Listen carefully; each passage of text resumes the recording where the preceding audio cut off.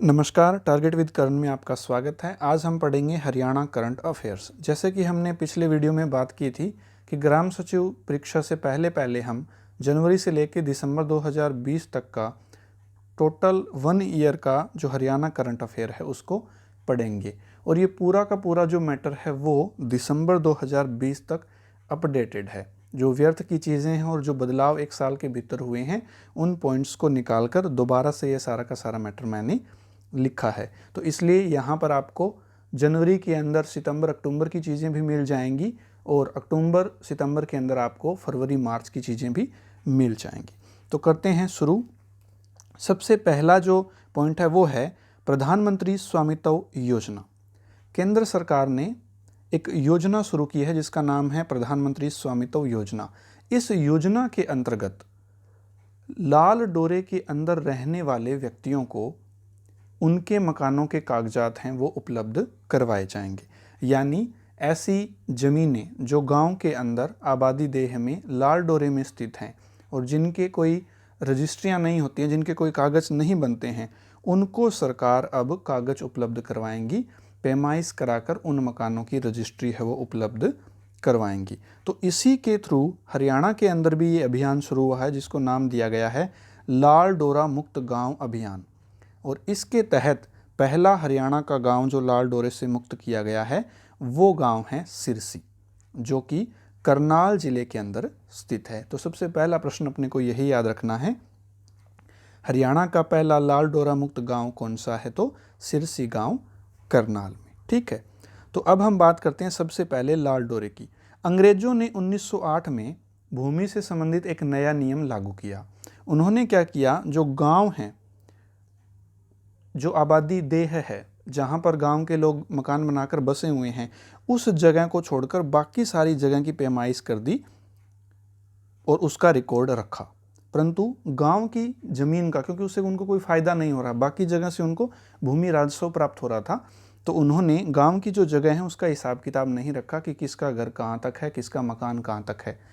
तो इस सारी भूमि मापन व्यवस्था को बोल दिया गया लाल डोरा। एक लाइन मैप बना के उसके ऊपर खींच दी गई कि इस लाइन के अंदर अंदर जितने भी मकान, घर, ज़मीन है उसका अंग्रेजी हिसाब किताब नहीं रखेंगे। इस लाइन से बाहर का जो ज़मीनें हैं, जो जायदाद हैं, उनका हिसाब किताब है वो कागज़ों के अंदर रखा जाएगा। इस लाइन को बोला गया लाल डोरा। ठीक है, तो ये जो स्कीम शुरू हुई है ये शुरू की है प्रधानमंत्री नरेंद्र मोदी ने 2 अक्टूबर 2020 को। ठीक है ना, इसका जो काम है वो पहले ही शुरू हो गया था। जनवरी के अंदर ये जो हरियाणा का गांव है ये लाल डोरा मुक्त हो गया था, परंतु इनको इस स्कीम को लॉन्च किसने किया था, कब किया था और कब की गई थी? तो 2 अक्टूबर 2020 को प्रधानमंत्री नरेंद्र मोदी ने इस स्कीम को लॉन्च किया था जिसका नाम है प्रधानमंत्री स्वामित्व योजना। इसके तहत देश के हर जिले के 11 गाँवों को लाल डोरा से मुक्त किया गया है। ठीक है ना, किया जाएगा नहीं, कर दिया गया है। जिस दिन ये लॉन्च की गई थी उससे पहले ये कंप्लीट हो चुका था और उस दिन प्रधानमंत्री के द्वारा पूरे देश में इसकी घोषणा की गई थी। अब चूंकि हरियाणा में 22 जिले हैं तो टोटल गांव कितने हो गए? 242। तो लाल डोरा मुक्त गांव अभियान या प्रधानमंत्री स्वामित्व योजना के तहत हरियाणा के कितने गांव को लाल डोरा से मुक्त किया गया है? तो 242 गाँव का, यानी हर जिले से 11 गाँव को लाल डोरे से मुक्त किया गया है। और इस स्कीम के अंतर्गत पहला गांव कौन सा था? सिरसी गांव, करनाल। अब हम बात करते हैं अगले पॉइंट की। अगला पॉइंट है सुशासन सूचकांक। अभी 25 दिसंबर गई है। 25 दिसंबर को क्या मनाया जाता है? सुशासन दिवस। पहले तो मतलब ये कि सुशासन क्या होता है? Good governance. सुशासन का मतलब होता है सरकार द्वारा सामाजिक, आर्थिक, शैक्षणिक, स्वास्थ्य से संबंधित जो सुविधाएं हैं वो लोगों को आसानी से और पारदर्शिता से उपलब्ध करवाना। ये सीधी भाषा में कहे तो अच्छे राज का मतलब हो गया सुशासन। जो अच्छा शासन हो वही सुशासन है। तो ये देश के अंदर 25 दिसंबर को मनाया जाता है। क्यों मनाया जाता है? इसी दिन भारत के पूर्व प्रधानमंत्री और भारत रत्न अटल बिहारी वाजपेयी का जन्म हुआ था। अटल बिहारी वाजपेयी के जन्म दिवस को किस दिवस के रूप में मनाया जाता है? सुशासन दिवस के रूप में मनाया जाता है। तो इसी दिन, या यूं कहें कि इसकी ऊपर बेस सुशासन सूचकांक हर साल जारी किया जाता है। और ये कौन जारी करता है? केंद्रीय कार्मिक मंत्रालय। भारत सरकार का एक मंत्रालय है जिसका नाम है केंद्रीय कार्मिक मंत्रालय। उसके द्वारा हर साल सुशासन सूचकांक जारी किया जाता है, जिसमें राज्यों की उनके काम के हिसाब से रैंकिंग दी जाती है। तो 2019 के अंदर सुशासन सूचकांक में पहला स्थान किस राज्य ने प्राप्त किया था? तमिलनाडु ने प्राप्त किया था। और हरियाणा किस स्थान पर रहा? 7वें स्थान के ऊपर रहा था। ठीक है ना। तो क्वेश्चन अपने को 2 याद रखने हैं। 2019 में जारी सुशासन सूचकांक में भारत का कौन सा राज्य प्रथम स्थान पर रहा?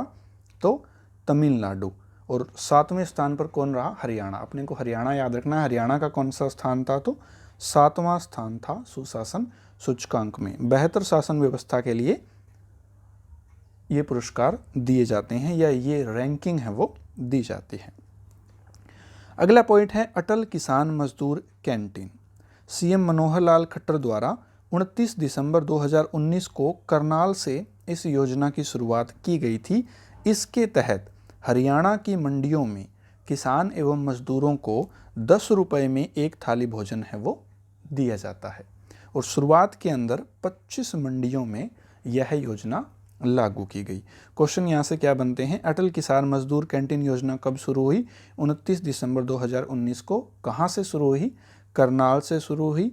इस स्कीम में क्या है? तो मंडियों में 10 रुपये प्रति थाली के हिसाब से भोजन है वो उपलब्ध करवाया जाएगा। और कितनी मंडियों में ये आरंभ में लागू हुई? तो 25 मंडियों के अंदर यह स्कीम है वो लागू हुई थी। अगला पॉइंट है हरियाणा का पहला आलू मेला। ठीक है ना, या पोटैटो फेस्टिवल भी इसको बोल देते हैं। हरियाणा का पहला आलू मेला कहाँ आयोजित हुआ? शामगढ़ करनाल में। 22 दिसंबर 2019 को आलू प्रौद्योगिकी केंद्र शामगढ़ करनाल में आलू मेले का आयोजन किया गया, जो पहला आलू मेला था। यानी यहाँ पर विभिन्न विभिन्न आलू की किस्में हैं, उनकी प्रदर्शनी लगाई गई। किसान और शोधार्थियों ने वहाँ जाकर जानकारी ली। यहीं से एक प्रश्न है जो अपने को याद रखना है, हरियाणा में आलू प्रौद्योगिकी केंद्र कहाँ पर है? तो ये शामगढ़ करनाल में है। भारत में नहीं, हरियाणा में आलू प्रौद्योगिकी केंद्र कहाँ है? शामगढ़ करनाल में है। अगला क्वेश्चन है राष्ट्रीय युवा दिवस 12 जनवरी को रेवाड़ी में रन फॉर यूथ मैराथन का आयोजन किया गया और इसका उद्घाटन किसने किया? सीएम मनोहर लाल खट्टर ने। तो राष्ट्रीय युवा दिवस मनाया जाता है 12 जनवरी को। क्यों? क्योंकि इसी दिन युवाओं के जो प्रेरणादायक हैं स्वामी विवेकानंद, उनका जन्म हुआ था। तो स्वामी विवेकानंद के जन्म दिवस को भारत में युवा दिवस के तौर पे मनाया जाता है 12 जनवरी को। तो इसी दिन रेवाड़ी में राज्य स्तरीय कार्यक्रम का आयोजन किया गया। क्वेश्चन आ जाता है राष्ट्रीय युवा दिवस पर राज्य स्तरीय समारोह का आयोजन किस स्थान पर किया गया? तो ये आंसर हो जाएगा रेवाड़ी। और यहाँ पर रन फॉर यूथ मैराथन, एक दौड़ का आयोजन किया गया था युवाओं के लिए, युवाओं के द्वारा। अगला क्वेश्चन आ जाता है हरियाणा पंजाबी साहित्य अकादमी के निर्देशक किसे बनाया गया है? तो हरियाणा पंजाबी साहित्य अकादमी के निर्देशक बनाए गए हैं सुनील वशिष्ठ को। ठीक है ना। और इसका हेडक्वार्टर कहाँ है? तो हरियाणा पंजाबी साहित्य अकादमी का हेडक्वार्टर पंचकूला में है। ये अपने को याद रखना है। हरियाणा सरकार ने एक नया संशोधन जारी किया है। इस संशोधन के तहत हरियाणा के सभी न्यायालयों में यानी कोर्ट्स के अंदर हिंदी के उपयोग को मंजूरी दी गई है। हरियाणा के कोर्ट से मतलब हरियाणा के अंदर जो हाई कोर्ट से निचली अदालतें हैं, चाहे वो जिला अदालतें हों और चाहे वो सब डिविजनल मजिस्ट्रेट या मजिस्ट्रेट की अदालतें हैं, उनमें पहले से इंग्लिश का प्रयोग हो रहा है। वैसे तो सभी न्यायालयों में अनिवार्य रूप से अंग्रेजी का प्रयोग होता है, परंतु हरियाणा में इस प्रयोग को बदलकर अब अंग्रेजी की जगह हिंदी के उपयोग को मंजूरी दी गई है। इस नियम की अधिसूचना 11 मई 2020 को जारी की गई थी। और इस कानून का नाम क्या है? इस संशोधन का नाम क्या है? तो हरियाणा राजभाषा संशोधन 2020 इसका नाम है। इस संशोधन के तहत हरियाणा राजभाषा अधिनियम 1963 की धारा 3 में संशोधन है वो किया गया है। ये पॉइंट्स अपने को याद रखने हैं, खासकर जो HCH की तैयारी कर रहे हैं उनको इस मैटर को डिटेल से पढ़ना है। ठीक है, कि हरियाणा राजभाषा संशोधन 1963 में बनाया गया था और इसकी धारा 3 में संशोधन करके हरियाणा की कोर्टों में अंग्रेजी के बजाय हिंदी को लागू किया गया है। अब इनका कामकाज है वो हिंदी में किया जाएगा। अब देखो यहाँ मई का मैटर आ गया ना जनवरी के करंट अफेयर में। अब हुआ क्या था कि सरकार ने कैबिनेट की बैठक में मंजूरी दी थी जनवरी के अंदर, परंतु अधिसूचना कब जारी हुई? 11 मई 2020 को। ठीक है ना, तो इसको एक ही जगह पर फिर इकट्ठा करके लिख दिया गया है। अगला पॉइंट है, सीएम मनोहर लाल ने गुरुग्राम में integrated command and control centre को प्रारंभ किया। इसका उद्देश्य लोगों को विभिन्न प्रकार की ऑनलाइन स्मार्ट सेवाएं उपलब्ध करवाना है। विभिन्न प्रकार की जो सरकार सर्विस उपलब्ध करवाती हैं, स्कीम उपलब्ध करवाती हैं, उनको ऑनलाइन तरीके से एक अच्छे वे के अंदर लोगों को पहुंचाना, इसके लिए एक हेडक्वार्टर, एक ऑफिस बनाया गया है जिसे नाम दिया गया है integrated command and control centre, जिसका उद्घाटन किया है सीएम मनोहर लाल खट्टर ने। कहाँ पर? गुरुग्राम में। ये पॉइंट अपने को याद रखना है कि गुरुग्राम में integrated command and control centre को बनाया गया है, जिसका उद्देश्य लोगों को ऑनलाइन स्मार्ट सेवाएं उपलब्ध करवाना है। अगला पॉइंट है नीति आयोग। नीति आयोग एक इंस्टीट्यूशन है जो पहले योजना आयोग था। 1 जनवरी 2015 को योजना आयोग को समाप्त करके उसके जगह नीति आयोग को बनाया गया है। और नीति आयोग का अध्यक्ष कौन होता है? भारत का प्रधानमंत्री।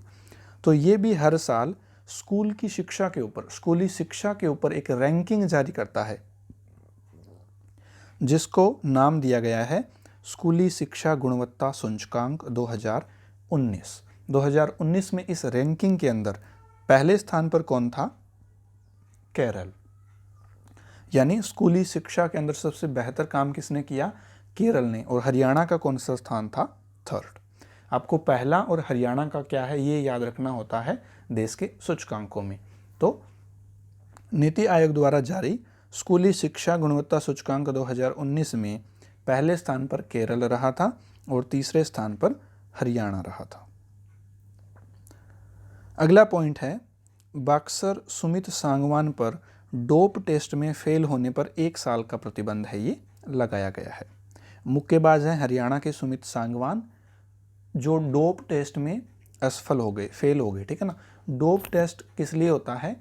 ये नसों या आपत्तिजनक दवाओं की जांच के लिए किया जाता है कि खिलाड़ियों ने खेल के दौरान कोई नशीला पदार्थ ना लिया हो या ऐसी कोई चीज़ या वस्तु ना ली हो जिससे उसके प्रदर्शन में अनावश्यक रूप से वृद्धि होती है। ठीक है ना।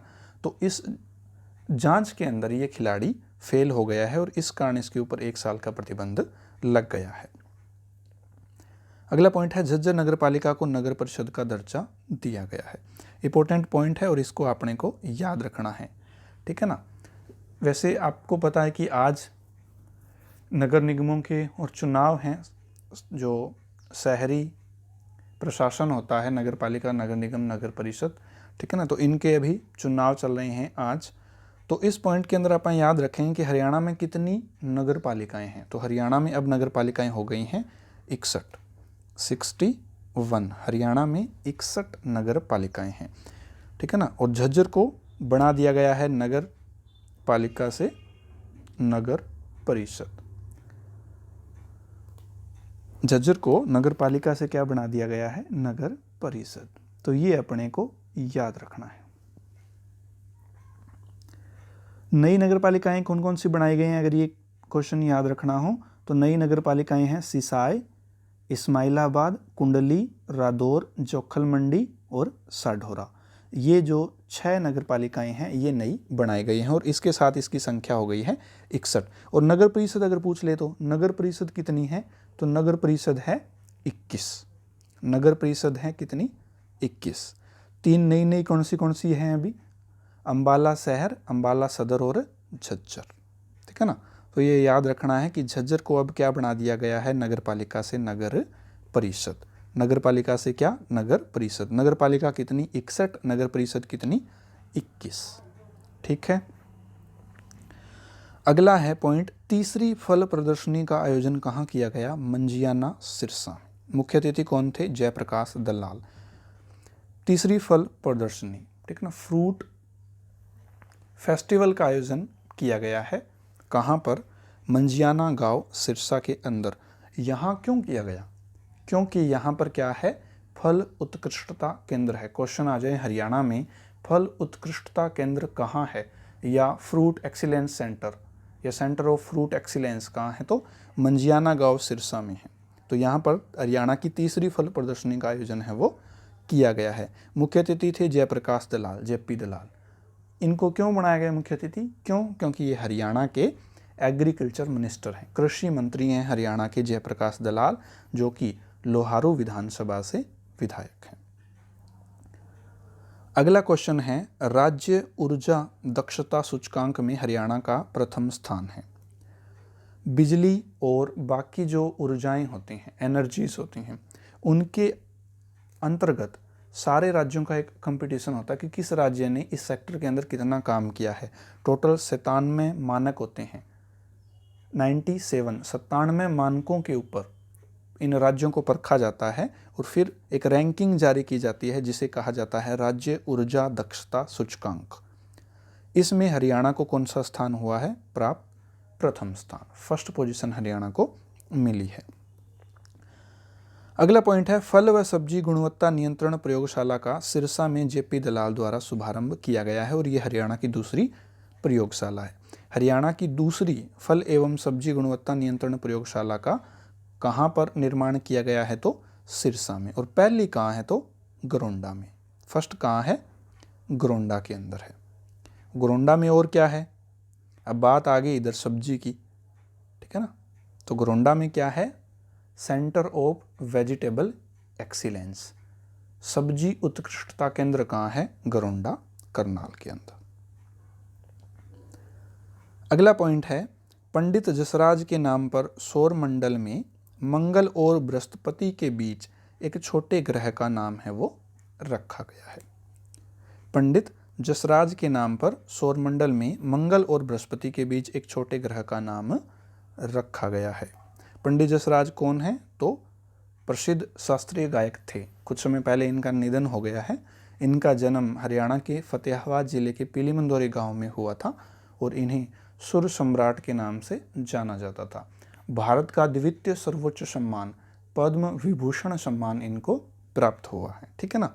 सिर्फ भारत रत्न ही इनको अभी तक नहीं मिला, बाकी अब तक इनको सारे के सारे जो सर्वोच्च पुरस्कार होते हैं, पद्मश्री, पद्म भूषण और पद्म विभूषण, वो इनको प्राप्त हो चुके हैं। चूँकि इनका निधन हो गया है और इनके ऊपर बहुत सारे प्रश्न बेस होते हैं, तो इनको आगे हम थोड़ा सा डिटेल के अंदर पढ़ेंगे। यहाँ अपने को याद रखना है, सौरमंडल में मंगल और बृहस्पति के बीच में एक छोटे ग्रह की खोज हुई थी काफ़ी टाइम पहले, उसका नाम है वो पंडित जसराज के नाम पर रखा गया है।